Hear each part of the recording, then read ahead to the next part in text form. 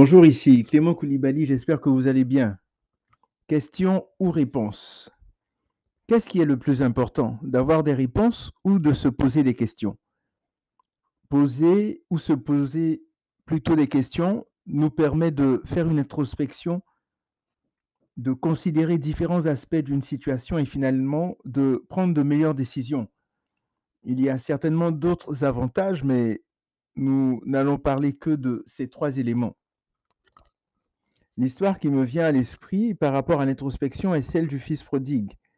Lorsqu'il était au fond du baril, nous lisons en Luc 15 qu'il entra en lui-même et qu'il commença à faire quoi? À se poser des questions. Donc il est dit plus précisément, étant rentré en lui-même, il se dit combien de mercenaires chez mon père ont du pain en abondance et moi ici je meurs de faim. Luc 15, verset 17. Ce fils prodigue se posa une question clé en rapport avec sa situation. Il mourait de faim et il était réduit à envier la nourriture des porcs. Il considéra les différents contours de sa situation et fit une rétrospective de la situation d'antan. Il ne manquait de rien chez son père. Même les ouvriers de son père étaient à l'aise, étaient bien traités, étaient heureux. Lui était dans la souffrance, dans la tristesse, dans la honte.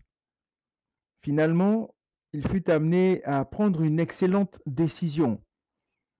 En Luc 15, 18 à 19, il est écrit: Je me lèverai, j'irai vers mon père et je lui dirai: Mon père, j'ai péché contre le ciel et contre toi.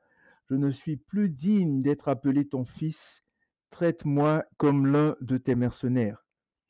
Vous savez, la suite de l'histoire est palpitante. Je vous encourage à la lire ou à la relire si vous la connaissez.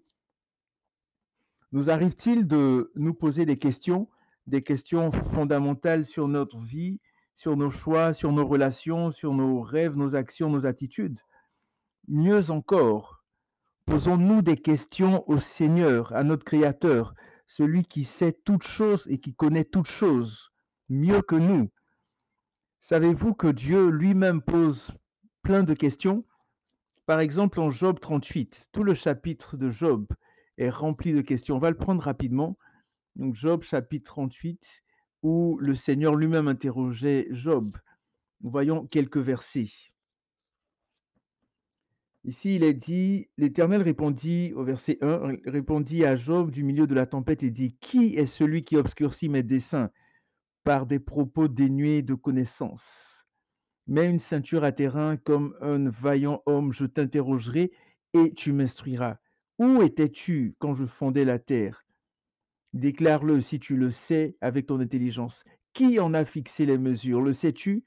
Ou qui a étendu sur elle le cordeau? Dans quoi ces bases sont-elles enfoncées? Ou qui en a posé la pierre angulaire alors qu'ensemble les étoiles du matin éclataient en chant de triomphe et que tous les fils de Dieu lançaient des acclamations?